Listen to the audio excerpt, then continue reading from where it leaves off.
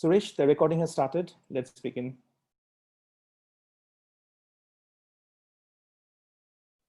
Suresh, you have to unmute yourself.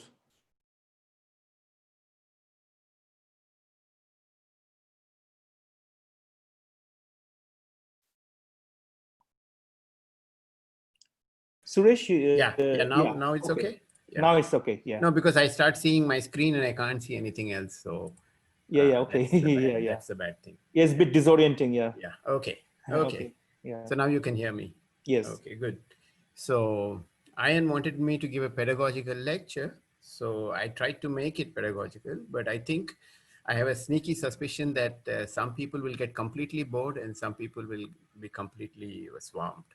So let's hope I do better than that. Okay, so the plan of the talk is as follows. So I'll start with the physical prelude. Then I will spend some time on the mathematical prelude and then move on to Mathieu Moonshine. The way I see it, it's not a standard definition, but I will of course connect up to standard stuff. Then I will give a conjecture, and originally I called it proof, but it's not a proof of anything. So it's more like motivation, and then I'll conclude. Suresh, you're not sharing the slides any longer. So, so BPS, so in case you don't know what these stand for, B stands for Bogomolny, P for Prasad, and S for Sommerfeld. Suresh, yes. You're not sharing the slides any longer. Oh, I'm not. Yeah. Beautiful. See, this is the, let's do this.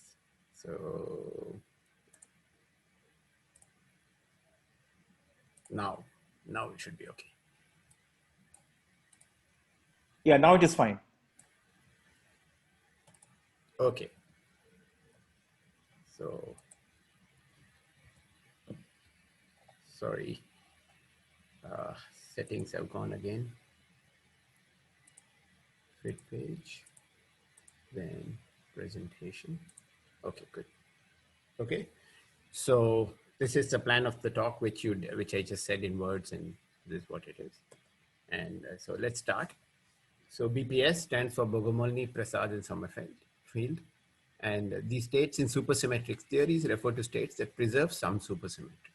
Okay, and you can replace states with solutions if you're looking for solutions of equations of motion, and the same terminology can be used. In 1996, Strominger and Waffa provided a microscopic counting of BPS states that matched the Bekenstein entropy of a 5-dimensional black hole. This was really the first instance of such a matching. And later in the same year, Dijkgraaf, Verlinde, and Verlinde, DVV for short, carried out a similar matching for a 4-dimensional black hole. So if you had an objection that you did something for a 5-dimensional black hole, that was kind of mitigated by an example in 4 dimensions. But I believe that the Strominger-Waffa had much more details about how the matching happened, while the Dijkgraaf-Verlinde thing took much longer to understand. Important ingredients in this counting was the black holes were charged. They were extremal, that is 0 temperature black holes, and they saturated BPS bounds while preserving some amount of supersymmetry. And the matching occurred in the limit of large charges. And actually one was not counting degeneracies, but one was counting indices. But in these cases, index equal to degeneracy, it's just a coincidence. So in this talk, we will focus on the microscopic counting and its refinements for 4-dimensional black holes. And we'll see the mysterious and still not understood appearance of the sporadic finite simple group M24 in this counting problem. So we'll start with 4-dimensional string theories. So you should know that string theories exist in 10 dimensions. So we need to compactify to 4 dimensions, 4-dimensional space-time, the space-time we sort of live in. And so what we will do here is to consider an example. We go from 10 to 6 to 4, okay? So first thing is, if you compactify some string theories on 4-dimensional manifolds, that leads to string theory in 6-dimensional space-time. And there is a beautiful case of 3 different string theories which become equivalent, or it's called a triality, after compactification. One of them is the heterotic string compactified on T4, and the other 2 are type 2A and type 2B string compactified on K3. K3 is also a 4-dimensional manifold. It's hyperkähler. Okay. So as a consequence of this triality, the heterotic string appears as a soliton that is obtained by taking NS fibrane, which is a soliton in both type 2A and B theories, but we take the type 2A NS fibrane and we wrap 4 of its dimensions, spatial dimensions on K3, the leftover 1 plus 1 object in the limit of small K3 behaves like the heterotic string. Okay, so further compactifying any of these theories on a 2 torus, we obtain 4-dimensional string theories, and these have n equal to 4 supersymmetry. And if you know a little bit of supersymmetry, you will know that n equal to 4 supersymmetry has 2 kinds of, so there are vector multiplets and there are hypermultiplets. Sorry, there are only vector multiplets. There are no hypermultiplets. I'm sorry. I'm always thinking in terms of n equal to 2. And the in addition to the gravity spectrum, the spectrum consists of 28 vector multiplets, and the gauge symmetry is U1 power 28 at generic points. This could get enhanced at special points. And there are scalars which live in this vector multiplet, and they live in these coset spaces. There's a SL2 mod U1, and then there is this other symmetric space. And so this SL2 mod U1 is a 2-dimensional space, and this is where the heterotic dilaton axion live. And then there is some discrete symmetries which act on this. One of them is SO6, 22Z. This means there is a signature in this. It's a SO with signature. And this is T duality, and it's perturbatively visible. This is symmetry which is perturbative, while S duality, which is this, is non-perturbative. Okay, so we know that if you have a single U1 charge, you can associate an electric charge to it, or a magnetic charge. Similarly, since you have 28 U1s, for each one of them, we can construct, we can associate a electric vector, electric charge, and you can combine all of them into a 28-dimensional vector. Similarly, you can create a 28-dimensional vector of magnetic charges. And these transform as vectors in the T duality group SO6, 22Z. So what you can do is you can just take dot products. This is like the standard rotation in some sense, rotation / boost. So you can just take dot products and you can get T duality invariants. Okay. So you get 3 possibilities, QE dot QE, which we'll just in short form call it QE square, QE dot QM, and QM square. The quantization of these charges in terms of these two T duality invariants is that half QE square and half QM square are integers, and QE dot QM also is an integer. And we'll just call these integers. So half QE square, we'll call it, we'll use the, let me go back. How do I go back? Yeah, okay. N will be the half QE square, M will be half QM square, and QE dot QM will be L. And these 3 invariants transform under S duality, which is I wrote as SL2Z, as a triplet. And if you have, so you can have black holes which are charged under all these electric and magnetic charges, and such black holes are called dionic. And the Bekenstein-Hawking formula, which says that the entropy is just quarter of the area of the horizon. If you just work that out, this is what you get. So it's just a function of QE square, QM square, and QM square and QE dot QM, and it comes out to be this. So it's pi times square root of 4nm minus L square.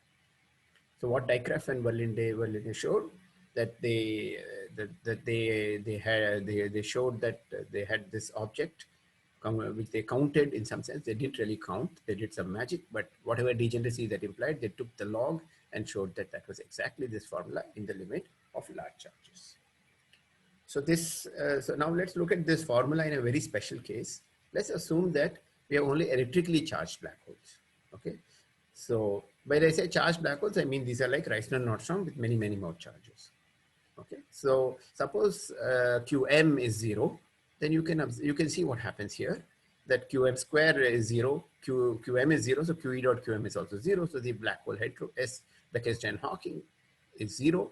And if you look at the solution to the equations, the black hole solution, you will see that it has a naked singularity. So the horizon area is really 0. Okay, so this is what I just said. The black hole solutions are naked singularities. And these are half BPS states. There are other ways of getting pure magnetic or also half BPS. You can also have dions which are half BPS. So they preserve half of the 16 supercharges which is there in the original theory. So in 1995, and this is important, it's 1 year before 1996, Sen showed that such black holes are in one-to-one correspondence with massive states of the hadronic string. Let so there should be a convention of what you mean by electric. So I'm not getting into those details. So we'll assume that this is the convention. Let Dn denote the degeneracy of black holes with charge n. So what you do is whenever you want to discuss degeneracies of black holes, etc., it's not a great idea to pick one value of n and compute the degeneracy. It's better to form a generating function like you would do in StatMech. So you just take sum over all n, d of n, q power n. I don't know, there are some funny dots which need not be there. It's just q power n. And it turns out that this object is, again, ignore this 16. It's the inverse of a quantity called eta of tau power 24. Here, eta of tau is called a modular form called the Dedekind eta function, and q is just e power 2 pi I tau. Okay, so throughout this talk, if I write q, it should be related to tau in the uniform convention. And I'll discuss what a modular form is a little later. At large n, one sees that log dn goes like 4 pi square root of n, and this is clearly non-zero, which is in conflict with SBH equal to 0. So Sen then argued that SBH equal to 0 gets modified due to the presence of higher derivative corrections in string theory. And then he had an argument by which he estimated some kind of, in those days, stretched horizon was something which we used to discuss, and that there was a stretched horizon, and that gave, if you take that area and did the, he got the entropy proportional to square root of n. Okay, so this is important that he got the functional dependence correct. It's not like he just got it correct for one value of n. For any large value of n, this was correct, but he did not get the 4 pi. Actually, Dabolkar, more or less 10 years later, it's almost 10 years later, he actually revisited this computation and he actually incorporated higher derivatives and recovered the factor of 4 pi. So it's actually interesting that Ashok Sen actually got square root of n even before Wafa-Strobinger. What about quarter BPS states? Quarter BPS states, by definition, are those that preserve 1/4 of the supersymmetry. And these are necessarily dionic. Like I mentioned, there can be dionic states, which are, that means those carry electric and magnetic charges. They can be half BPS, but you cannot have, if you say quarter BPS, it has to be dionic. Okay. And so now, so we saw that there are 3 charges, N, L, and M. So this was this N, this is L, and this is M. So. Suresh, can I interrupt? Yes, you can. So in the previous slide of this Dedekind eta function, is there some, one can see some S-duality from here? Is it consistent with S-duality? Yeah, no, so S-duality, what does it do? It maps electric states to magnetic states. So it will say that the degeneracy of the magnetic states is also eta of tau power, right? It's the same. That's what it will say.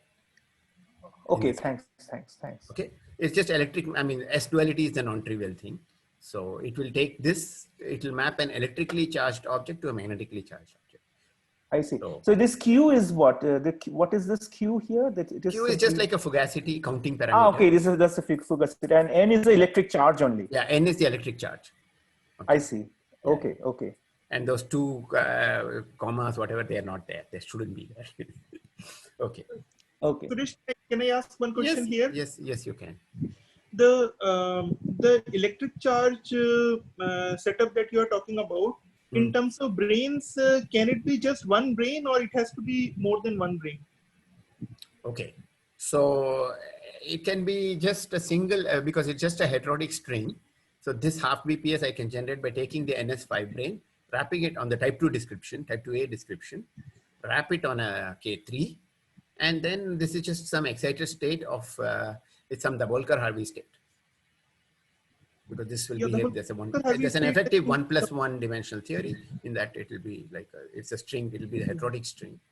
Excited heterotic string. So it has 2 charges, momentum and F. Yeah, but these are anyway, yeah, but this would be quadratic in the basic charges. So it works out. Yeah, you're right. So this is QE square, right? It's not QE. Yeah, I got it. Yeah. So yeah, it'll be like NW, that kind of thing. Your W will be 1.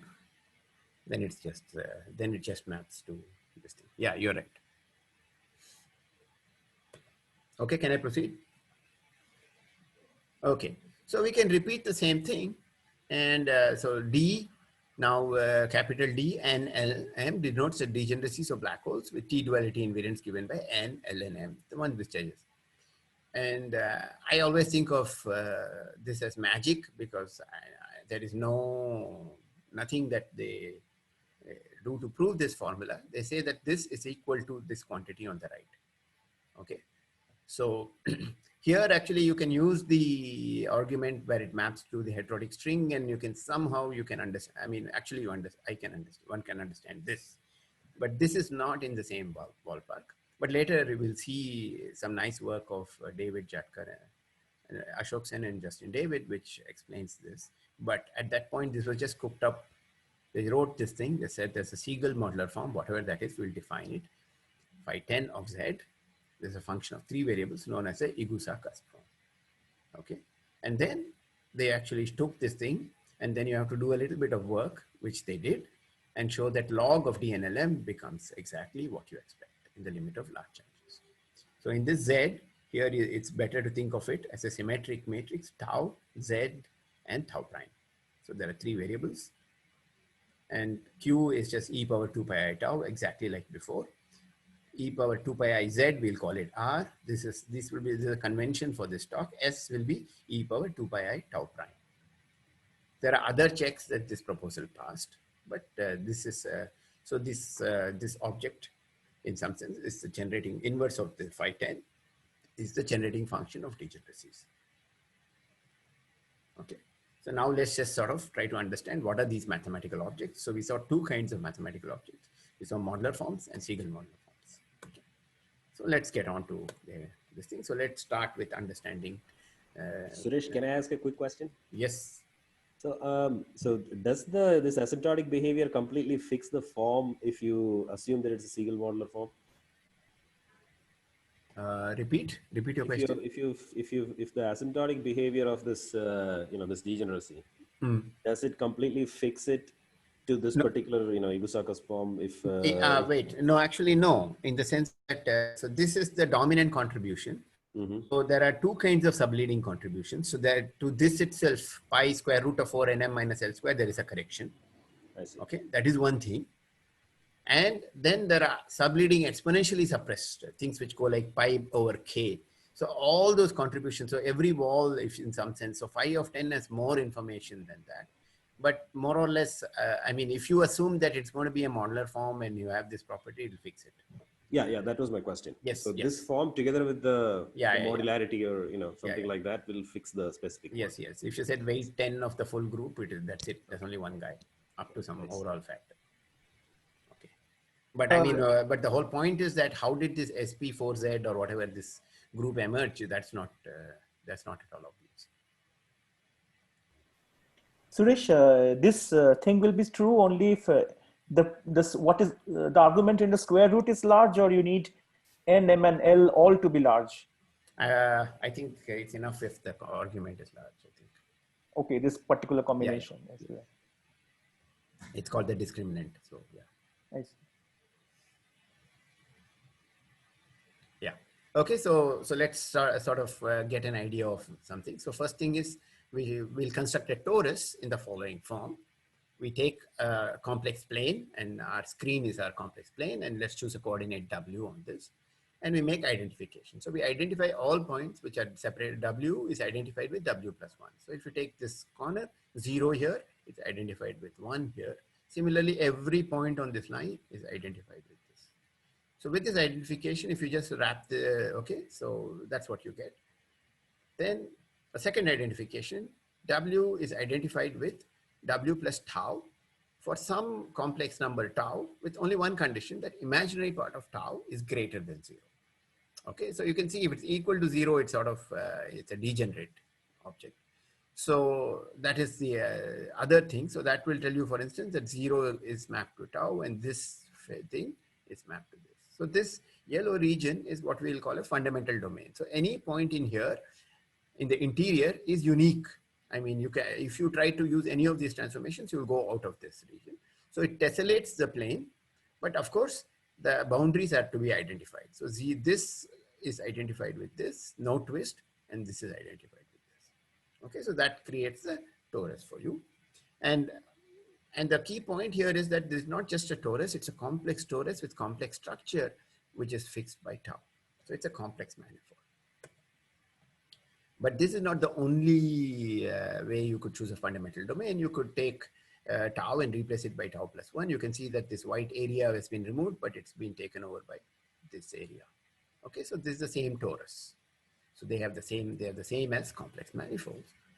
And so that transformation is called T. It takes tau to tau plus 1. It doesn't do anything. It gives you the same torus. That's equivalent to doing this change of what is your fundamental domain. Another thing which is which I'm not showing through pictures is tau goes to minus 1 upon tau. So for a moment, ignore the minus sign. I'll explain that. So what that does is, let's go back here. What it does is that it exchanges, you can exchange, it's like if this was a square torus, it's like exchanging x and y axis. So you just flip these two around, but we always want to normalize this one, the guy, horizontal guy to 1. So it's, if you exchange these two, this will become tau and 1. So you have to rescale this scaling transformation, which has nothing to do with complex structure. You scale it by tau and you divide by everything by tau so that this becomes 1, this will become 1 by tau. And that minus sign is an orient. You can check that you need the minus sign. That's not a big deal. So these two are called the T and the S transformations. But of course, we can do these and do combinations of that. And that generates the group called SL2Z, which is the group of unimodular. Unimodular means determinant 1, 2 by 2 matrices with integer entries. Okay. We'll put a P sometimes. I'll explain it if I remember a little later. Similarly, we could now choose a point Z on this torus. So Z is a point on this torus.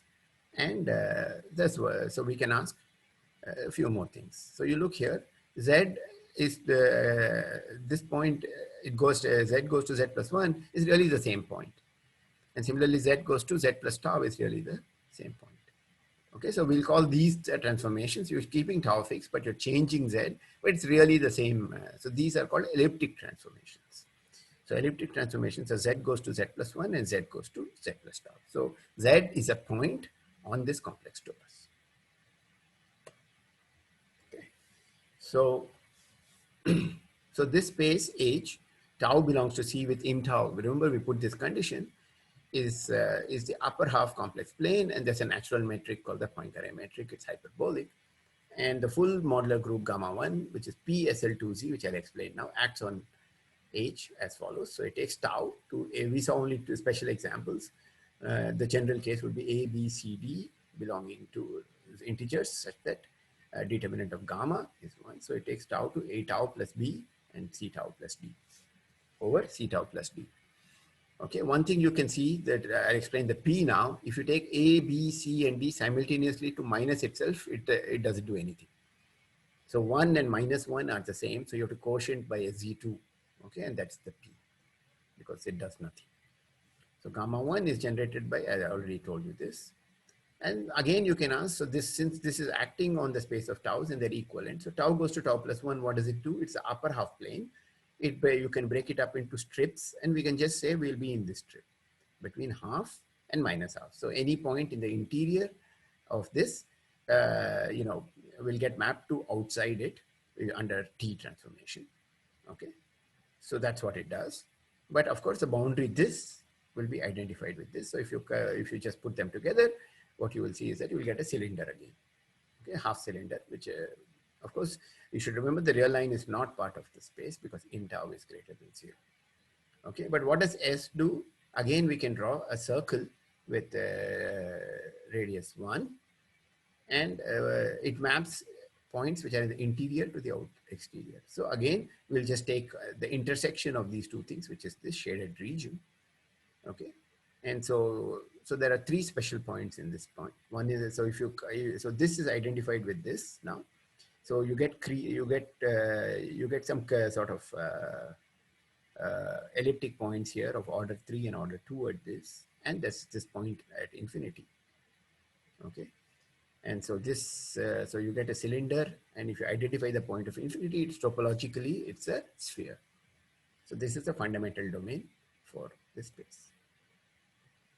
Okay, but you'll also encounter subgroups. So gamma of n is just defined to be all SL2Z matrices which have the property that they're identical to identity matrix modulo some integer n.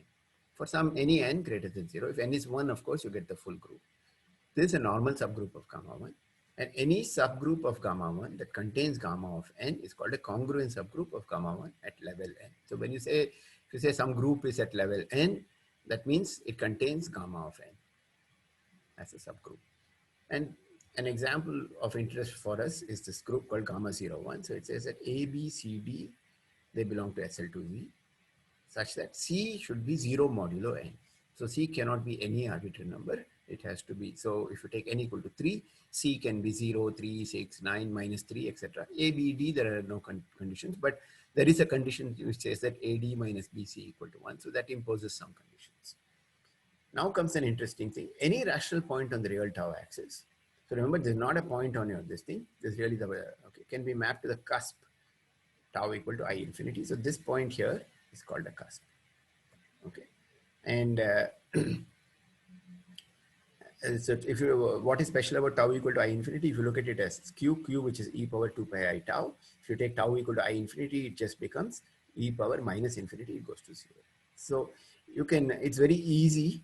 If you give me any rational form, you write it as P over Q, you can find the SL2Z matrix, which will do this mapping. So all rational points get mapped to the point tau infinity. So they are really the same. So that's only, but if you take gamma 0 n transformations, then you will find something happen. You cannot map all rational points to tau equal to I infinity. So, but the best you can do is you can break them up into sets. Okay, the set of rational, so you will find, you take the set of rational points, they'll get broken up by this into inequivalent cusps. So a cusp will be a set of points which are connected by gamma 0 n action. So if you take, for instance, tau equal to 0, that cannot be mapped to tau equal to I infinity by means of a gamma 0 n transformation for n greater than 1. Okay, why is that? Because if you just check, you will see that S is not allowed. For instance, S would have C to be 1. Okay, S will be A equal to 0, D equal to 0, I think B equal to minus 1, C equal to 1. Okay, so what that means is that if C is say 2 or 3, it's not, S is not an element. So for instance, if you come here and take gamma 0, 2, S is not allowed. So you will find that this part is also a fundamental domain for gamma 0, 2. Actually this and this you can take. So, but you can see 0 cannot be mapped to this. So you have two cusps in this example, 0 and I infinity. And depending on the value of n, you will have a large number of cusps. Okay. These things will need at the end for some statements. Okay. So now comes the Jacobi group. So let's look at the, so this is, so we saw the modular group. So it acts on two parameters, tau, which belongs to the upper half plane, and z, a point on the torus with complex structure tau. So this you can see, we have drawn pictures, and we will now for the moment just add a third variable tau prime, which is also such that imaginary part of tau prime is greater than 0 for future convenience. Okay. Now the Jacobi group is generated by two transformations. One is the usual modular transformations, but so we have seen how it acts on tau, but at any point on the torus, this is a fun exercise. You can show that Z will go to Z upon C tau plus D. Okay, this is something which works. And tau prime, this is not obvious, but tau prime has some transformation, funny transformation, but it's determined completely. Okay, now there's something called the Heisenberg group. For lambda, mu, and kappa, they belong to Z. So Z goes to Z plus lambda tau plus mu. So now you look at this, this is just a multiple, that means you do mu translates of Z goes to Z plus 1 and lambda translates of Z goes to Z plus tau. So that's what this is. But in tau prime, you get an extra parameter called kappa. It's a co-cycle. It doesn't matter. but that is not visible from this. So this is just what we call, so in some sense, Heisenberg group generalizes our elliptic transformations. So you have modular and the elliptic transformations. So, so that defines the Jacobi group. Now comes a symplectic group called SP4Z. And that's a much more regular way of defining it. But the one I like is to say that now here we saw that tau and tau prime are quite different. But if you just go ahead and add one more thing, which says that you exchange tau and tau prime. So you take the Jacobi group and add to it one more transformation, tau exchanging tau prime. So that means there will be some modular transformation for tau prime. There will be some Heisenberg group involving tau prime and Z. All those things, you put them and you get a big group. And this group is called SP4Z. It's just the symplectic transformations in two-dimensional phase space with Z-ware. So, okay, and it acts like this. So you take Z and you form this 2x2 matrix, tau, Z, symmetric matrix, tau prime, and it acts on it like this. So if M is some matrix which belongs to SP4Z, and which is given in terms of A, B, C, and D, here each of these are 2x2 blocks. Okay, so and Z is also a 2x2 matrix. So you just take AZ plus B times CZ plus D inverse. Here order matters. It's not the same as saying it is CZ plus D inverse times AZ. This is the way it works. Okay, so in some sense, this is like a 2x2 generalization of SL2Z, which can be thought of as SP2Z. Okay, so these matrices A, B, C, D satisfy some things. Okay, so what we have is now three groups: the modular group, the Jacobi group, and SP4Z. Okay, so now we will define objects which have nice transformation properties under this. So we start with the first guy, which is the simplest, modular forms. It's a modular form is a function of tau. Okay, and a modular form f tau of weight k is a function on the upper half plane such that f of a tau, so you're making a modular transform on tau, is equal to f of tau up to a factor c tau plus d over k. So this is like a tensor density which you have seen in GR, and c tau plus d is just the determinant, of the Jacobian. So this is what it means. So there's only one parameter k out here which determines, which captures this property. And so these kind of things actually appear. So the picture I have in mind is you have a torus with a complex parameter tau, and you're making large diffeomorphisms, and under large transformisms, you got these objects which transform like this. Okay. So objects which transform with some weight or whatever naturally appear in conformal field theories on a torus with modular parameter tau. So for instance, an example, which, I mean, if you have done this calculation, you look at chiral bosons, that means the left movers or the right movers of 24 chiral bosons. If you take one of them also, you could do it, and look at only the oscillator modes. And then you take the trace of q power L0 minus C by 24. So when there are 24 chiral bosons, C is actually 24. So this is L0 minus 1. And so it will start with 1 by q, and you get this nice product formula, which happens to be eta of tau power 24 inverse. Okay, and this is a modular form of weight 12. And actually this defines, in some sense, if you take its 1 by 24th power, it defines eta of tau for you. I think I forgot a 24 here. I'm sorry. There should be a 24. It's 1 minus q power m power 20. Boson will contribute q power 1 by 24 product of this thing. Okay, sorry, there's a mistake here. Eta of tau is only weight half modular form of some subgroup of SL2Z. Now Jacobi forms are two variable generalizations of this modular form. And the second variable is, as I pointed out, a point on this torus. Under modular transform, so now when you have two variables, we saw that there's a Jacobi group acting on it. And so that was the modular transforms and the elliptic transforms. So if you do those things, so you for a moment just ignore this phase. If you look at this, how do you look at the argument, how it's changing? This is just how tau transforms under modular transforms and how z transforms under modular transforms. And this is just the usual c tau plus d power k psi tau z. But you have a weird phase And actually the interesting part is if you if you remember, I introduced this tau prime, and if you multiplied this by s power m, this phase will go off, this ugly phase will go away. Okay, but that's just an observation. But this phase has, so there are two parameters, k, which is exactly like before, but there's m, which is called the index. So this is an extra parameter. Under elliptic transformations, again, you get this kind of a phase. Okay. So these two properties define a Jacobi form. So an example of Jacobi forms are Jacobi theta functions, and and these are of weight half and index half of, again, a subgroup. Okay, not the full group. Now, so you can, one example of that is what is called theta 1. So if you remember, Q was e power 2 pi I tau and R was e power 2 pi I z. So, so this is defined in terms of some lattice sum. So lattice here is just Z of L, and these are half shifted. So you can have things where you could write an A and B here, where A and B can take values 0 and half. So what this would be in that language is theta half half, and this is called theta 1. Okay, and sorry, this is A and this should be B. Okay, so this is half half. And so this has some complicated thing, but an interesting observation, which not particularly relevant, but it's a fun fact. Theta 1 by eta cubed whole square transforms nicely under the full group. So theta 1, I told you, transforms under a subgroup. Eta also transforms under a subgroup. So both transform with some funny phases which cancel away. Okay, so just some fact. What about Siegel modular forms? Now again, you form this matrix, which we have seen. And now the picture you should have is the following. You have a genus 2 surface. And you can think of a funny limit where you're pinching this region. So you get, it looks like two toruses kind of touching each other.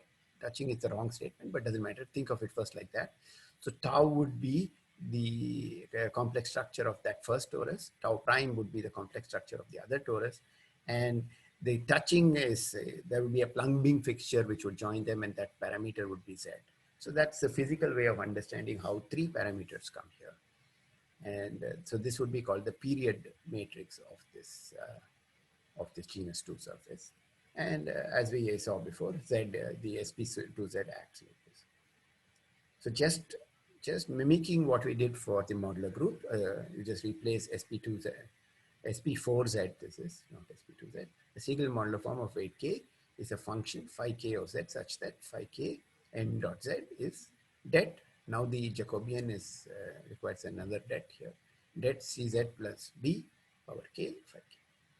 So we one more thing to remember is quite often you just put a subscript to remind yourself what the weight of the modular form is. It's not necessary. It's not always done. So phi 10, if you remember, was an example of the 10 said that it was a Siegel modular form of weight 10.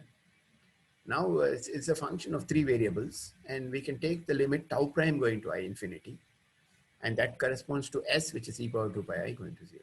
So then you, because s is small, you will have some kind of a hopefully convergent expansion of this, and the coefficients will be functions of tau and z. Now comes the point I was making earlier, is that these are Jacobi forms. So actually Zagier says that if you didn't know anything about Jacobi forms, if you try to do this expansion, you would have got all those weird transformations.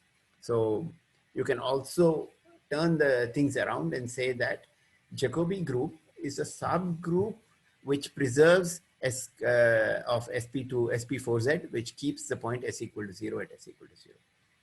Okay, so that's another way of saying it.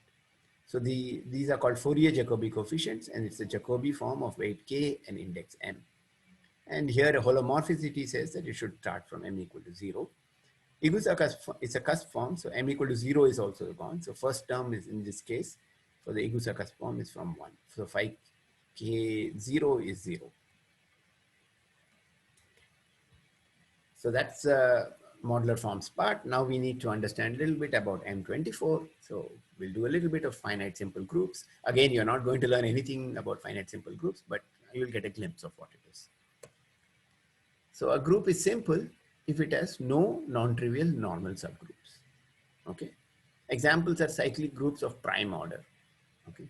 Prime order has only, the trivial group, which is one element group identity, and the full group. So cyclic groups, the group of alternating group in n letters, an, that is, which is the subgroup of the permutation group in n letters, Sn. Okay, you consider that. For n equal to 3, what did I write here? Sorry, for n greater than 5 or equal to 5, an is simple. Okay, the smallest non-abelian of group of order 60 is the alternating group in 5 letters, which is A5. Okay, simple groups are important because all other groups can be constructed out of them by a process known as extension. Actually, Mark Ronan has this beautiful book called The Symmetry and the Monster. He calls them atoms of symmetry. I don't know why he had to use this. I think simple group is simple enough, the name, but anyway, he calls it atoms, I think, in analogy with chemistry. And one of the main problems in the theory of finite groups in the latter of the half of the 20th century was to classify all finite simple groups. And then there is this fantastic summary. Here's what. Every finite simple group is isomorphic to one of the following groups: a cyclic group of prime order, alternating group of degree at least 5, a simple group of Lie type. Okay, what does that mean? You just take, for instance, an example of that would be, group. Okay, so, but now restrict the entries to be in some finite field. So what would have been an infinite dimensional group? So some of these, so these are classical Lie groups, and you take them over finite field. And then there are some exceptional and twisted groups of Lie type. So this is, so these are actually, there are series of these things. There are infinite guys. And then there are 26 sporadic simple groups. The classification was completed in 2004. And the proof runs into several thousand pages. And they have been promising to come up with a new version, and that hasn't happened. But people believe that this is correct. It's not the, in fact, some of these 26 sporadic groups were found by people trying to fill holes in the proof. And every time they found a hole, they found actually, no, actually that hole brought about some other group. So, and here's what you will have. So the first set of sporadic groups were found in 1861 by Mathieu. And he's a mathematical physicist. So the mathematicians kind of scoffed at it. And I think he took them many years for them to act. They said, you're wrong. There exist no such groups. And, but he kind of, I guess, held on to it. And so there are M11, M12, M22, M23, M24, which is the main guy in our considerations.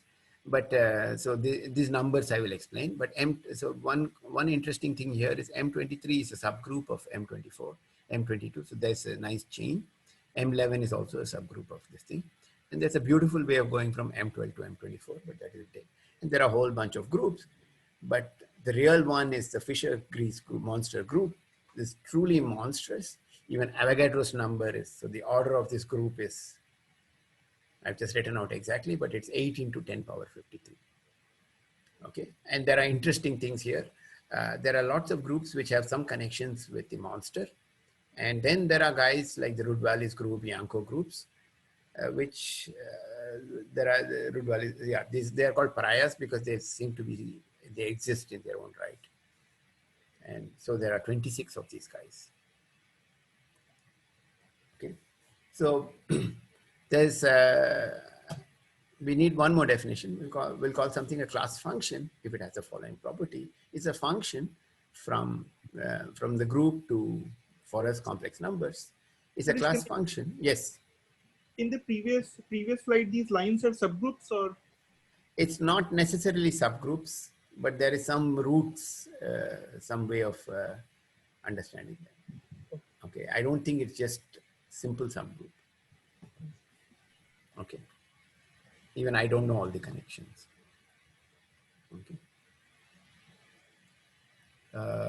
So yeah, so see, for instance, some of them you can get by looking, I think, at picking an element in monster and looking at its normalizer and stuff like that. So there are lots of tricks these people play to construct some of them.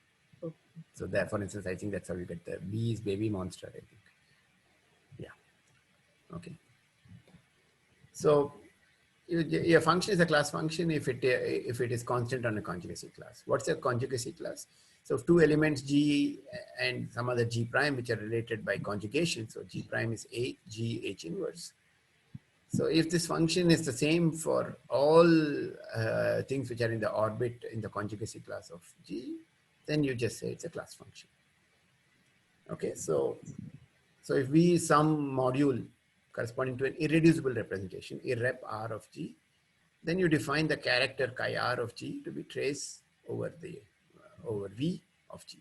This is a class function. Very easy to see because trace under trace G, cyclic properties of trace HH inverse will go off. So this is a class function.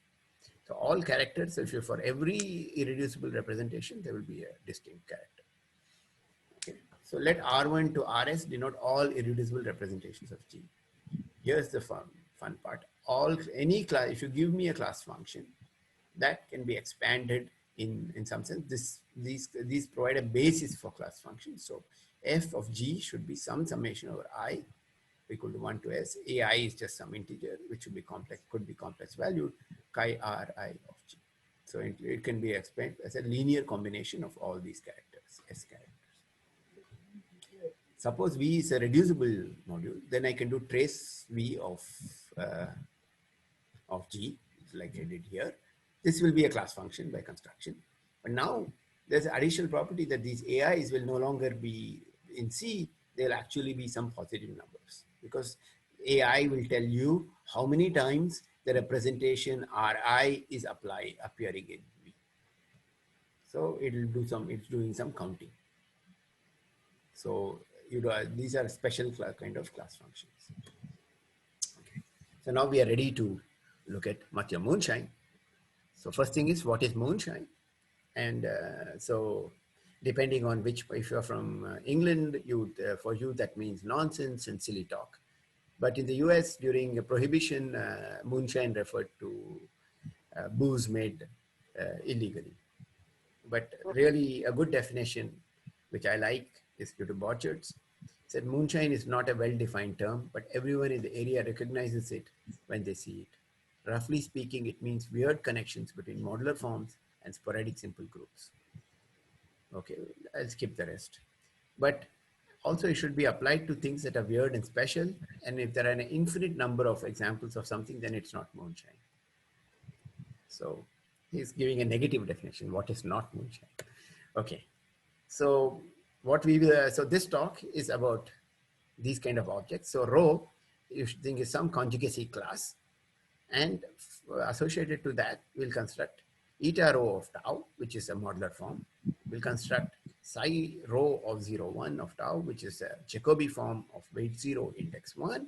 And then we will construct a Siegel modular form. So for every conjugacy class, you will construct this guy. So the idea is that there exists class functions for each one of these objects, such that when you evaluate it on any conjugacy class, you get out pops, in this case, a modular form, in this case, a Siegel modular form, in this case, a Jacobi form. So in this sense, it fits Borchards' definition of moonshine. Okay, so let's see how these various things. So let's little bit more details about Mathieu group M24. It was discovered in 1861. It is an order which is very small, relatively speaking, compared to the monster. But M24 and all the Mathieu groups are permutation groups. So M24 is actually a subgroup of S24. It has 26 again comes here. There are 26 sporadic simple groups. 26 is the critical dimension of the bosonic tree. M24 has 26 irreducible representations. Of course, same number of conjugacy classes. So the character table for M24 would be a 26 by 26 matrix. Conway and Norton. So now, but the thing is, conjugacy classes of permutation groups are nice. You can write them in terms of cycle shapes. That means, so suppose, so what is the cycle shape? Suppose you have, let's take S4. And suppose I have something which goes, 1 goes to 2 and 2 goes to 1, 3 goes to 4 and 4 goes to 3.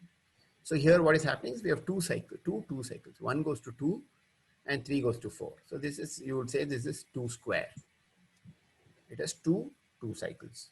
Identity would be 1 power 4. because now every one goes to itself, two goes to itself. You can also have a cycle of 4, which is 1 goes to 2, goes to 3, goes to 4. Now, under what is conjugation in permutation groups, it's just relabeling. So whatever you relabel, the number of cycles will not change. So you can write, so you can write conjugacy classes of permutation groups in terms of cycles. So this says there are A1 1 cycles, A2 2 cycles, A3 3 cycles, so on and so forth. But there's a constraint because there are only n objects. This better add up to n. Okay, so that's so all these will give you all conjugacy classes, and so for every cycle shape that you can write, and some of you might know that this the number of these things is the same as the number of permutations of n or the number of Young diagrams. Now, but Conway and Norton asked something. What as we know that M24 is a subgroup of S24. Question is, which of the conjugacy classes of S24 carry over to M24? And then they found that these have a property called balanced. Okay, not all balanced cycle shapes. So these have something called balanced. So let me define this. A cycle shape rho is said to be balanced if there exists an integer m called the balancing factor. So what you do is you have rho, which is 1 power a1, 2 power a2, 3 power a3, n power an. And that's nothing but it's, you take m and you just divide, you invert all these guys. So m by n power an. So there is some m where this happens. And so you can see that this would be, in some sense you're inverting it. There is slight imprecision in what I've written, but I think that's not relevant. I'll give an example. So let's look at rho, which is 1 by 8 and 2 by 8. So that is m we can choose m equal to 2, because what is happening is that you can see that 8 get this 2 by 2 will be this after you do this transformation, 2 power 8 will get mapped to 1 power 8, 1 power 8 gets mapped to 2 power 8. So there is some balancing. But if you take rho equal to 2 power 12, it's only balanced with m equal to 4. So balancing factor is larger in that sense. Okay, so these are two such examples. Now, so there was Moonshine, which was associated with the monster group. And these authors actually started looking at Moonshine for M24. And they approached it from very different angles. But hi. Yes. Can I just go back to the previous slide? Yes. Okay, I don't, can you just explain me once more? So SN, you have S24. Which of the conjugacy classes go to M24? I'm still... So M24 is a, yeah, good question. M24 is a subgroup of S24. Okay. So then you look at all the conjugacy classes of S24. Find the balance shape, guys. Okay. There are 30 of, there are more than, it's more than 26. Right. That's what, yeah. Okay. So there are some balance cycle shapes of S24 which are not M24 conjugacy classes. So, but how do you know that? I mean, that is by brute force. Okay. Okay. I thought probably there is something. Okay. There's nothing beyond this. No. Okay. Okay. Yeah. Okay. Thank you. Thanks. So here's what they constructed. So this is not the way they stated, but to every conjugacy class, rho, which is they actually have a larger set, but I'm just talking about Mathieu. So rho equal to 1 per. So you have some conjugacy class of M24 that exists a multiplicative modular form eta rho of tau given by this beautiful map. So this map, so these are the Dedekind eta functions which we saw earlier. So this says that if you have 1 power a1, you just take eta of tau power a1. Then 2 power a2, you multiply that with eta of 2 tau power a2, so on and so forth. So you get a product of eta functions. Okay. And what is the weight of it? The weight of each of the etas have weight half. So it is just summation aj by 2. Okay. So you get something which has this thing. Now I should define, there are many things in this which I have to explain. What is the multiplicative object? So this is a function f tau, which is a function, so in this case is multiplicative. So it starts from m equal to 1 to infinity of q power, again q is e power 2 pi. It's multiplicative if a mn, so these are these coefficients of this modular form. And if m and n are co-prime, amn is equal to am times an. Okay, this is what it implies. Actually, there's much more, that it's a Hecke eigenvalue, but that's all too much. Okay, so let's just look at one particular thing. You take rho to be 1 power 24. That is the identity guy that is there in M24, the conjugacy class of identity. But if you look at this formula, it just says eta of tau power 24. This is exactly the modular form that appears in the half BPS counting. Okay, so I need some definitions for later again. So if you give me a conjugacy class, P rho will denote the smallest cycle in rho and N the largest cycle. So let's go back here. In this case, P rho is 1. And in this case, P rho is 2. What is the largest cycle in this? It's 2. In this, it's 2. So here it's P rho and the largest cycle N, both are the same. Okay. So, so let P rho denote the smallest cycle in rho and N the largest cycle. And there's a nice result due to Cheng and Duncan. No, see here again. It says that if you take eta, you take this guy eta rho of tau and you take it to the power of P rho. Okay, if you do that, it's just a modular form of gamma 0 n, where n here is the largest cycle. Okay, so this tells you something about the modular property of eta rho. Now comes the what we should call Mathieu Moonshine. There exists an M24 class function that evaluates to eta rho of tau for all M24 conjugacy classes. Now this is really this map which I have. So this map was known in 1985. Okay.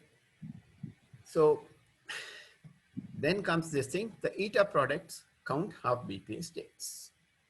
An interesting refinement, actually again due to Ashok Sen, is that in the counting is to consider BPA states that are invariant under some discrete symmetry. So in our example, a large family of discrete symmetries are given by symplectic automorphisms of K3. They're not all. And this is something which I did not know in the beginning, but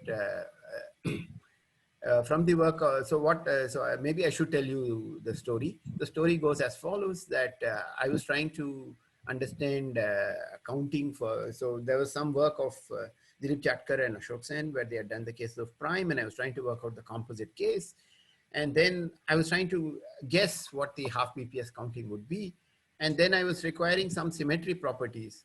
And I didn't know the word balanced. I had never seen these papers of Damit et al., etc.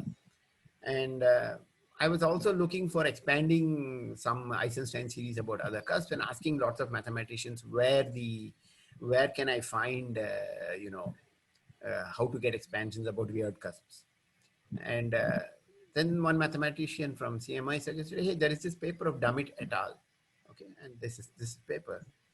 And I look at it, it didn't help me one bit for my expansion, but it all of a sudden, it solved the problem of me writing generating functions of BPS states. And the weirdest thing was I had no access to these. This was published in some conference proceeding, and I never had access to that conference proceeding. But Google Books, they show you parts of this thing, and Google Books was very kind. Damit's paper was, it was all of 4 or 5 pages. All the 5 pages were visible. So I could this thing, but I did not even know then, but now I don't know what M24 has to do with my problem. And then it took a little bit of snooping. And again, Mukai, again, I did not have access to his paper, but I had the MathSciNet review of his paper, and that told me connection between symplectic automorphisms to subgroups of M23, which are sit inside M24. So it was a wonderful 3 days where I was able to show that eta products count half BPS states. And why should we look at symplectic automorphisms? They commute with supersymmetry, but what they do is they lead to reduced degeneracy if you fix the charges. Again, as before, we can define generating function for half and quarter BPS states that are invariant under such symmetry. So with my then student Gopalakrishnan in 2009, we showed for all G, which is in M23, that appear as symplectic, the refined generating function is given by eta rho. It's just determined completely by eta of rho. It's determined by rho, the conjugacy class of the element. But these only correspond to 8 of the 26 conjugacy classes. And we actually looked for some things in a more general context and got a few more of those classes. We had a beautiful table. We are also solved a problem of counting half BPS states in what are called CHL models, which are again like the models we are looking at heterotic on T6, but they have a fewer number of vector multiplets. So we're able to solve the counting of half BPS states by using this Moonshine. Okay.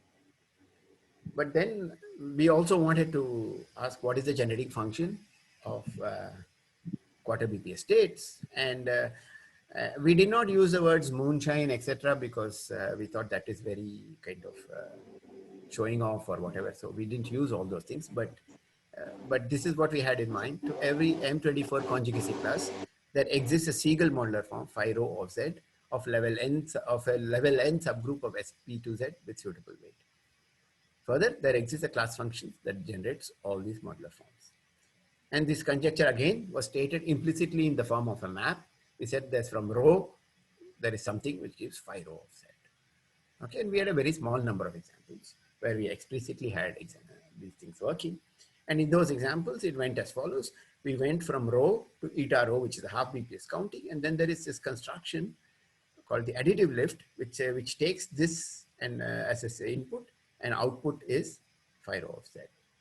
But again, this additive lift works only in a limited number of examples, but it not only worked for results which are known at that time, but it also led to non-trivial extensions for all quarter BPS states counting. So it was very useful, even though, you know, we were not able to prove things in full generality.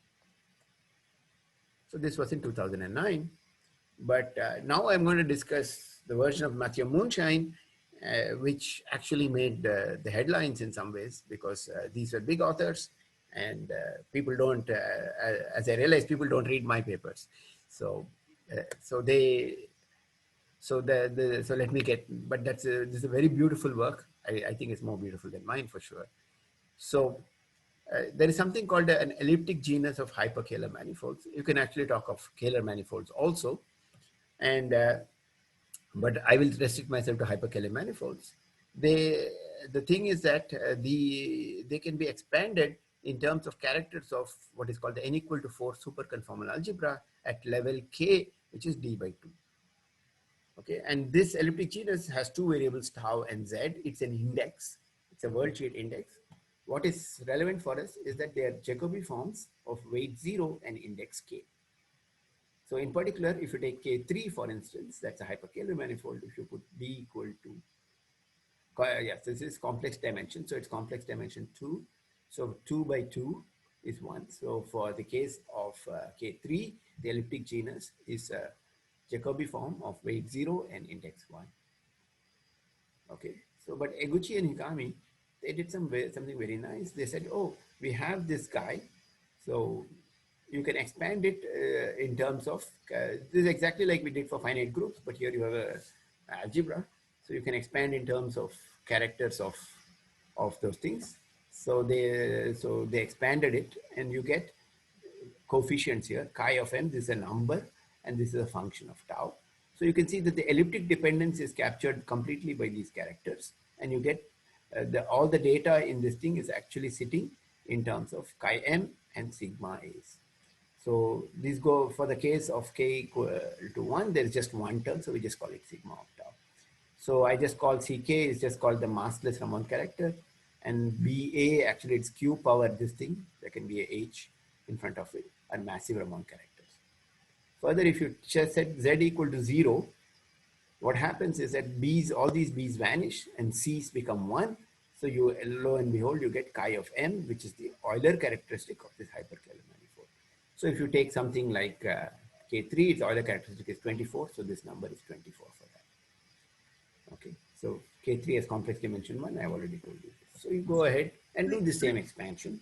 Suresh, one small technical question. So yes, when you write n equal to 4, this n equal to 4 superconformal algebra, this is 1 plus 1 dimensional. Yes, yes. So it's in the nonlinear sigma model associated with target space. It's a CFT for that. Yeah. Okay. If it's hyperkähler, you find that you have enhanced supersymmetry, which is n equal to 4 SC. Yeah, this is not the same as the string theory one in the beginning. Yeah. Okay. Okay. These are called the small n equal to 4 algebras. Yes, I think it's small.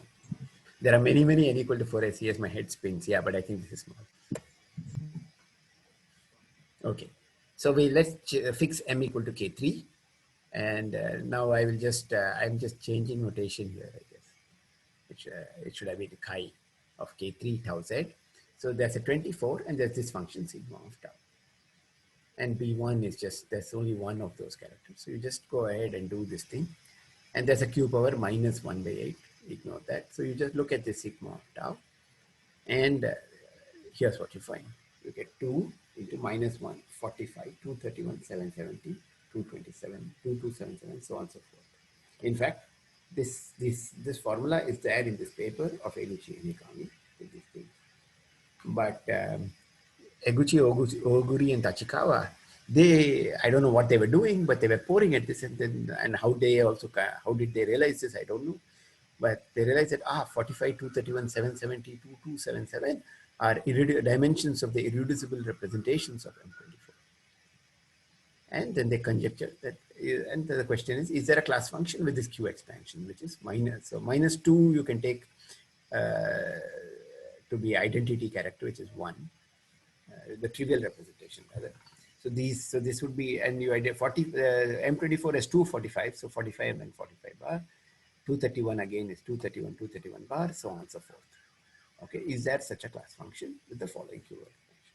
If you did this and you took rho to be identity, see for a character of the identity conjugacy class is just the dimension of the representation. So you will get this back. So what you're doing is taking this and replacing it. But you can see here that these are not all irreducible representations, they're sums of irreducible representations. And as you go to higher powers, there are only 26 conjugacy classes.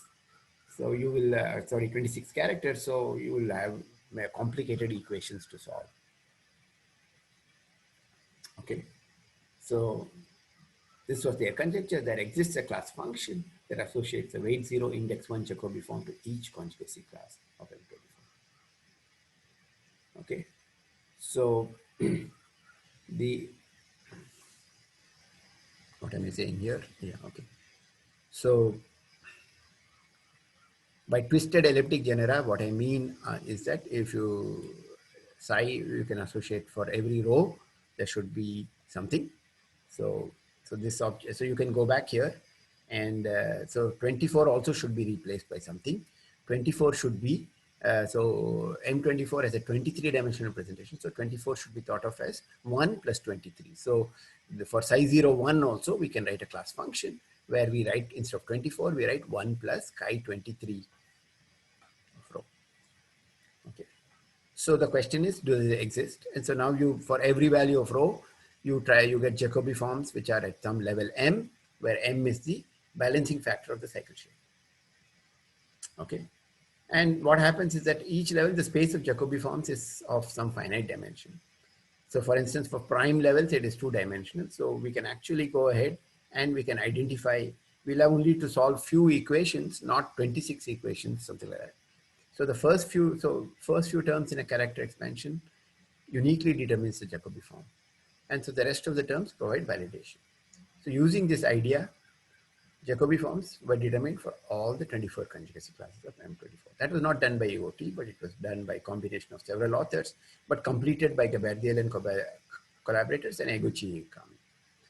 So in fact, Eguchi Ikami carried the rewriting of the elliptic genus of K3 as a class function to order Q power 1000. So they have actually, if you ask them, they can give you what it is. But in 2012, Terry Gannon proved that such a class function exists to all orders if it is verified to order Q power 400. So this is one of those proofs which are very nice. I mean, it's a nice that the proof has happened, but it's not constructive. You're not wiser after that. Terry Gannon does not tell you what Q power 3000 should be, the coefficient of that should be. He doesn't. Nor is there, it's not a constructive thing which gives you insight. But it proves that there exists. So that's why it's an X conjecture proved by Terry Gannon. Okay, and this is something, I mean, the problem with M24 and Moonshine is that we have all these gaps, we understand things, but we don't understand something. So here is an example where it would be fantastic if you could prove, for instance, in proving the monstrous moonshine, Borcherds invented this whole idea of generalized Kac-Moody algebras and denominator formulae for them, etc., and used that to prove it in some. He had to create a whole bunch of things to prove that. Here, this is nothing. This is just one ugly proof. So anyway, so this was in 2012. But what I wanted to do was, so let's go back here. Yeah. So we have these objects, eta rho, psi rho, and this is from our conjecture in 2009. This is from the work of Eguchi et al. And this is the 1985. Question is, how are all these things related? And so I set about trying to understand how these things should be related. So I started out with ideas which were inspired by what was done in the case of monstrous moonshine. So I said that there exists some M24 module, so V natural, which is graded by three integers n, l, and m, and these n, l, m are supposed to be kind of related to those charges that we remember. It's direct sum of all these guys, such that phi 10 is just the dimension of these things. So this is exactly like we saw here. These were dimensions of these things. And then idea is that you go ahead and replace these dimensions by, trace over G restricted to this acting on this space. So G, so this is some M24 module. So for any element of G, I can replace dimension. So trace of 1 will give the dimension, but trace of G will give you some character, sum of characters. Okay, so that should be, so that count G twisted quarter BPS states, they arise as phi of rho. So this is what I had in mind. And this should happen for all. There's nothing, if you say that there's an M24 module, there should be one for every conjugacy class. So this thing, and so this is what's the conjecture. So in the rest of the talk, we'll prove the existence of this class function and how it becomes a Siegel modular form. But again, the ugliness, continues in the sense that Terry Gannon's style, there is no proof. I mean, in some sense, I will appeal to Terry Gannon's proof. But when I wrote this paper, Gannon's proof had not appeared, but I assumed that that was true. So let's look at this motivation for the conjecture. It's not a proof, but okay. So here is where I used some nice construction due to Justin David and Ashok Sen. What they did was they tried to understand phi 10.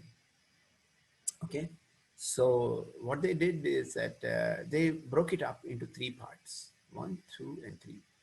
Okay, so the first part is theta 1 square by eta tau power 6. Remember, this was an example. In my example, I told you theta 1 has a funny transformation, eta does it. But theta by eta cubed whole square, which is this object, has a nice transformation. And this is something which we know, eta of tau power 24. And this is something else. Okay, so there were 3 parts. And so what the idea here is that this same mythical M24 module, we write it as W tensor product B with tensor product S, such that if you go ahead, and this is supposed to be the thing is, in all these are super characters, so it's actually S dim, not dim. I was being cavalier, but it doesn't matter. So such that you look at W as only N, L, and it has 0. M is 0 from this. And if you did this, the sum over this thing, it gives you this term. B has only N 0, 0. It's graded, it has only this kind of grading, and it gives you eta power 24. And this guy, which has all N, L, and M, gives you this object, epsilon, var epsilon K3 of Z. Okay. And var epsilon K3 of Z is something called the second quantized elliptic genus of K3, which I'll discuss in a moment. Okay, so there were these 3 guys. And so there is, for instance, this guy we understand, this is the NS5 brane. So maybe I have something here. Yeah. So this system actually can be understood in terms of, by some sequence of dualities, you can go to the 2B picture. So So what you end up is W is associated with the motion of D. So it's a system which has D1, D5, P, and one more. I think there are 4 such numbers. And so there is D1, D5 branes in what is called top net space. And it's defined to be the BPS subspace of the Hilbert space of the associated CFT. So W we can actually quantify in some sense. And this SCFT does not see dynamics associated with K3.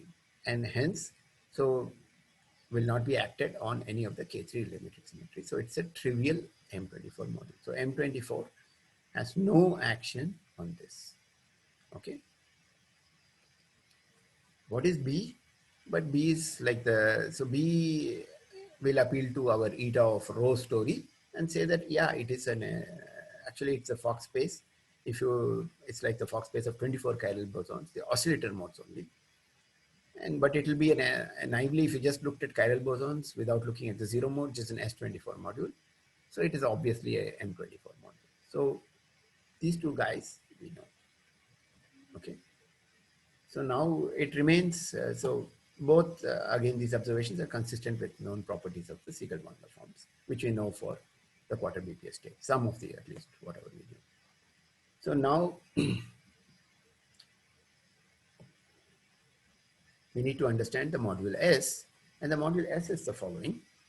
So Dijkgraaf, Moore, Verlinde, and Verlinde, they defined the second quantized elliptic genus as follows. So if you remember, chi of any manifold M, tau Z was the elliptic genus. Okay, so if you remember, I told you, and this would be, so if you take K3, this is the symmetric product. So SM of K3 is to take K3 cross K3 cross K3 and orbifold it with respect to SM. So, okay, and so this is called the nth symmetric product of K3. So SM of K3, this is a hyperkähler manifold. It might be singular, but it can be resolved. It's a hyperkähler manifold which has m times 2m dimensional complex dimension. Okay, and if you remember the thing, this guy will be a Jacobi form of index m and weight 0. Okay, and multiplying by s actually makes it transform nicely, and because it's weight 0, it's a function now under the Jacobi group for sure. And they form this kind of generating function. You have to multiply with an s square, s inverse. Actually, the s can be kept here. They defined, this was their definition. Okay. Now what they did was very interesting. They showed that this has a nice product formula. And the product formula has this CNM of L. Turns out that these are nothing but the Fourier coefficients of the elliptic genus of K3, the same things which were considered by Eguchi, Oguri, Tachikawa. So it's SI01, which is chi K3 of tau Z. So if you know, what this says is that if you know the elliptic genus of K3, you know the second quantized elliptic genus of K3 through this formula. Okay. So with that in mind, what you do is you go ahead and decompose S. So here you have this sum over M. So you can just do the same thing. And you can write you think of each of these guys as coming from some space Sm. So you just say there's a M grading you give to this S. S minus 1 should be C. That's because there is a 1 here. Okay. And S0, what is S0? If you put here M equal to 0, M equal to 1, that would be S1, which is just, so it's just chi of K3, that would be this term. So S0 should be K, which is the mythical, we don't know again, that we don't have a construction of this M24 module that leads to the class function associated with the elliptic genus of K3. Now, the key point here is that Sm for m greater than 1 can be constructed from K. For instance, S1 can be obtained from the Hilbert space associated with the SCFT associated with S2 of K3 using standard methods of orbifolding. Okay, so now if you assume K is a M24 module, you can show that all the other SMs are also M24 modules. You can even track the G action. If you do that, okay, so you define now, just repeating whatever they did, but now you insert G in the traces. So what you're doing is trace over S with a G insertion. And what you will get is some kind of twisted or twined elliptic genera of these guys.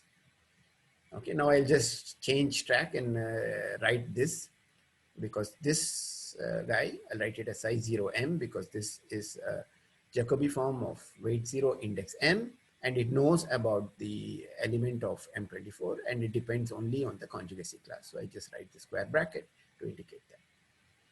Okay, so this is what you get.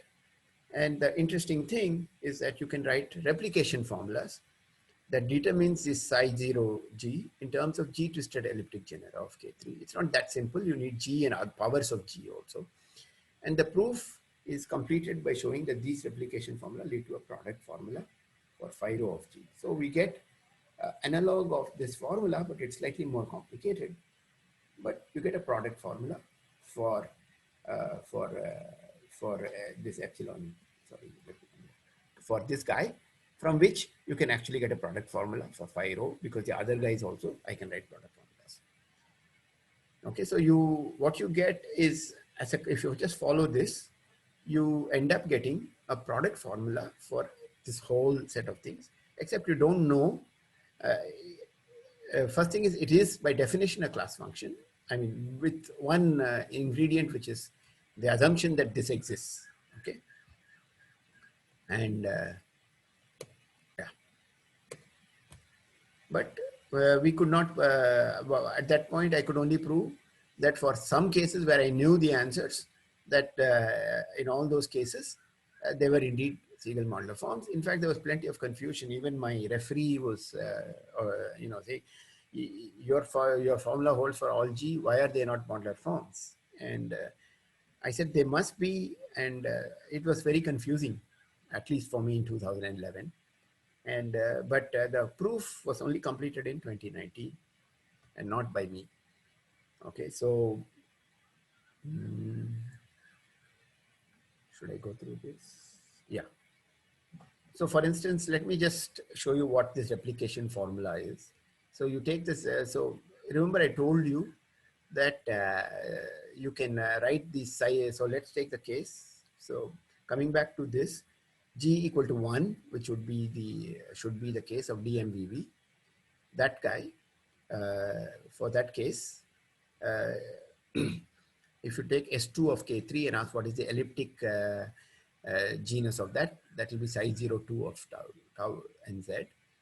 That can be written in this form. So it's equal to half size 01 square plus V2 acting on this. So this is some operator. So what this says is that if you give me size 01, I can tell you what size 02 is. So this is kind of a replication formula. So in fact, you can write all of them. There are more terms which will come. In this case, there are only 2 terms. So if you go to size 03, there will be many, many more terms. But so this was the result of DMVV. And so I needed to refine this. And so I defined something called a twisted Hecke operator. So we want something which does the analog of T2 rather. So V2 is what DMVV did. I just wrote something. I put G's out here and you put T2 here. And Tm is something like this. So now if you look on the right hand side, it depends not just on G power G, it depends on all A, which, all A which can divide M.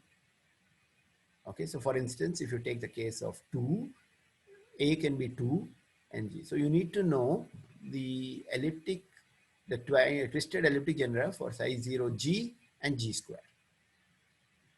Okay, so this says that, so this is more complicated than DMVV, but it's still doable. So it says that size 02 G is completely determined by size 01 G power A for all values of A. That's what it says. But again, you can repeat this thing and you, lo and behold, you get a product formula, which you get a master formula, which says exponential of this is equal to the generating function of these elliptic genera. And this leads to a product formula for the quantized elliptic genera. Independent of my work, similar formula was written by Cheng and Duncan. Okay. So as I was explaining, you get a product formula for all conjugacy classes, no exceptions. Okay. And in some cases, this product formula agrees with the Borcher's product formula.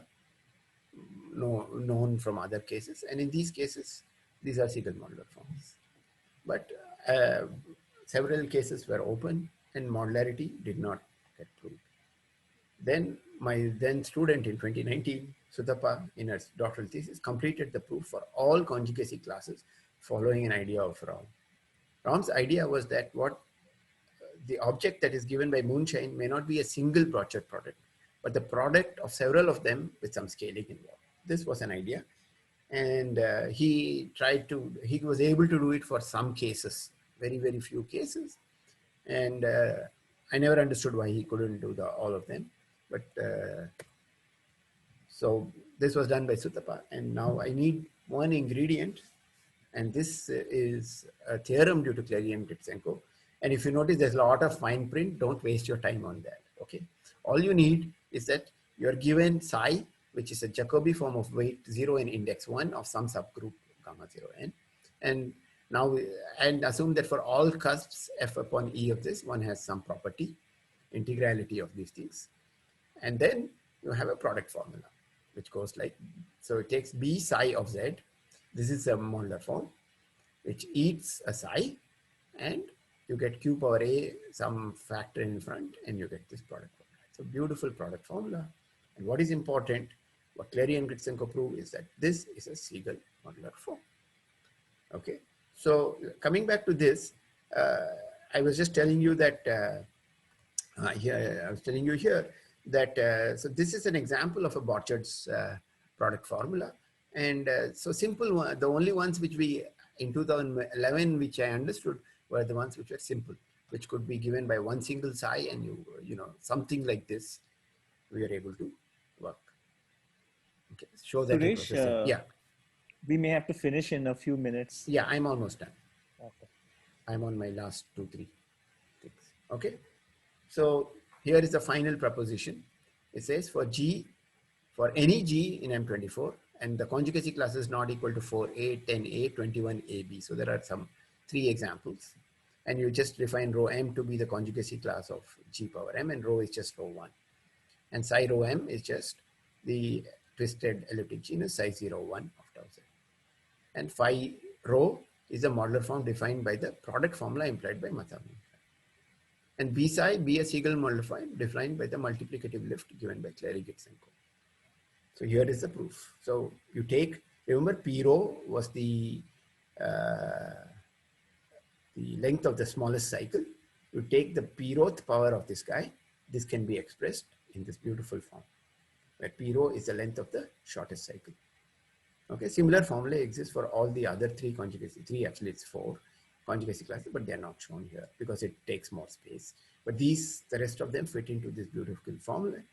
The proof is by exhaustion, by checking for every conjugacy class and the number of cusps, etc. It's not a simple, it's not for the faint-hearted, and full credit to Sutapa for carrying out all these checks and getting a beautiful formula. Okay. So I'm going to conclude now. In this talk, we saw 3 class functions for M24 that lead to multiplicative eta products, Jacobi forms, and Siegel modular forms. In all 3 cases, we do not have a natural construction of the modules that lead to these 3 class functions. The existence is proven by exhaustion in all cases. Can we do better? M24 does not appear to be the symmetry of any CFT associated with K3. And the best that was done by these authors is to get something which had M20 symmetry. There's also a connection with mock modular forms that I did not discuss. And this leads to a rich generalization of Mathieu Moonshine. It's called umbral Moonshine. And again, this also had conjectures which was proven by Ono, Duncan, and their students. And there's also a connection with Lie algebras that I did not discuss. Okay, so what we saw was that actually from this, we can actually go back and forth because we saw that this guy, actually various powers of that. And so we have these arrows also which come. Okay. Thank you. Thank you. I'm done.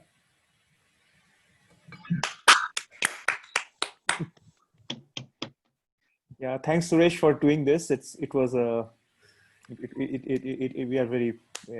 How long did I go? I went on for 1.5 hours. Yeah, it was 1.5 hours. Yeah. Oh, I didn't realize that. I thought. Sorry, Yeah. I'm really sorry.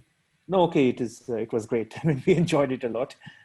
Perhaps we can wrap with one or two questions only, because it has anyway gone long. Suresh, can I ask? Mm-hmm. So this V hash mythical module that you discussed, and then you split this into three parts. Yeah. To B. So the B is also singlet of M24. The M24 does not. B acts because it replaces eta tau of 24 by eta rho of tau. So there is an action. Okay. On the W it does not act. Yes, because that's the topnet part of the story, and that's so the if you go, I mean, there's a topnet cross K3 kind of thing. So yeah, only W does not see it. One more question can I ask on the same thing? Yeah. So for this is the top formula is for n equal to 4 theories. Yes. For n equal to 8 theories, is it true that the same formula applies except you replace K3 with T4? Except that the problem is that it vanishes. The T4 story is... Yeah. So then some improvement of that factor, but the other two factors remain the same? Actually, the index itself is slightly different. But yeah, there is some part which looks like this one. Yeah. It's a little bit more because it's there. It's a 1/8 BPS state, which you have to compare with this. So it is just, no, it's more, and the index is also a different one. Okay, thank you. Any other quick question or slightly long question? Okay, if there is not, then let's thank Suresh again for this wonderful talk.